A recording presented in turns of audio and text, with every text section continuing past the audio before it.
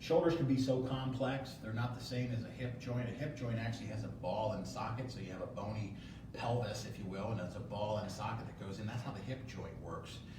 The shoulder has to move in a lot of different ranges of motion, and it really doesn't have that hard bone connection. It's basically just hanging in there with a bunch of soft tissue, rotator cuff, and some other muscles.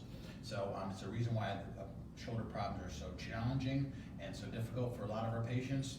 It's also, I believe, one of the reasons why we do so well with them is because of the way we approach them. We want to make sure the nerve supply is proper to that area. We're also going to assess every aspect of the rotator cuff as well as some of the other supporting muscles.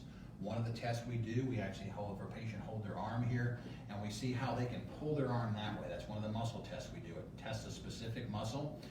A lot of times the shoulder, the rotator cuff in particular, will say there's pain here or pain here. Oftentimes that's kind of fakes people out. The problem often isn't there. It's often even up under in this area here.